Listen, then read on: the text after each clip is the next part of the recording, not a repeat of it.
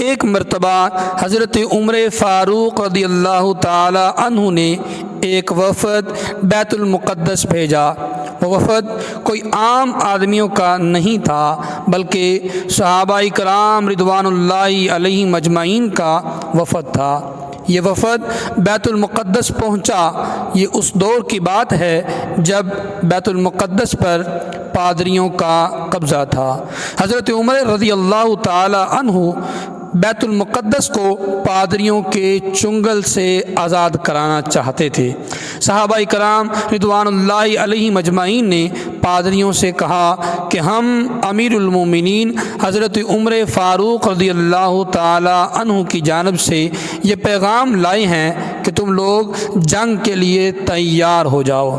یہ سن کر پادریوں نے کہا کہ ہم لوگ صرف تمہارے امیر المومنین کو دیکھنا چاہتے ہیں، کیونکہ جو نشانیاں ہم نے فاتح بیت المقدس کی اپنی کتابوں میں پڑھی ہیں وہ نشانیاں ہم تمہارے امیر میں دیکھنا چاہتے ہیں۔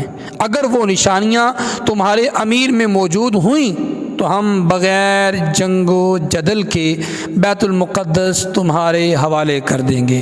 یہ سن کر مسلمانوں کا یہ وفد حضرت عمر فاروق رضی اللہ تعالی عنہ کی خدمت میں حاضر ہوا اور سارا ماجرا آپ کو سنایا۔ حضرت امیر المومنین نے اپنا ستر پیوند سے لبریز جبہ پہنا، امامہ شریف پہنا اور جانے کے لیے تیار ہو گئے۔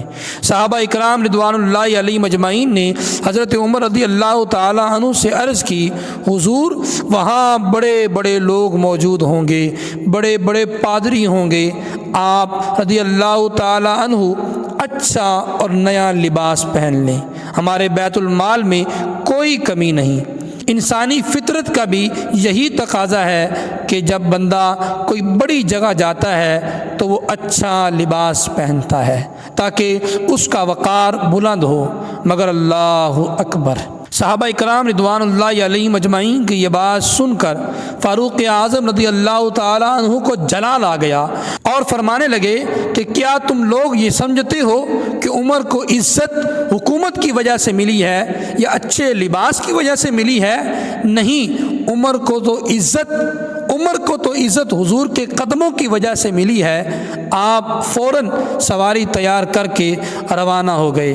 جیسے ہی آپ رضی اللہ تعالی عنہ بیت المقدس پہنچے تو حضرت عمر فاروق رضی اللہ تعالی عنہ کا حلیہ مبارک دیکھ کر، نبی علیہ الصلوۃ والسلام کے غلام کی چال دیکھ کر پادریوں کی چیخیں نکل گئیں اور حضرت عمر رضی اللہ تعالی عنہ کے قدموں میں گر پڑے اور ساری بیت المقدس کی چابیاں حضرت عمر رضی اللہ تعالی عنہ کے حوالے کر دیں اور کہنے لگے کہ ہمیں آپ سے جنگ نہیں کرنی، کیونکہ ہم نے جو حلیہ فاتح بیت المقدس کا کتابوں میں پڑھا ہے وہ یہی حلیہ ہے۔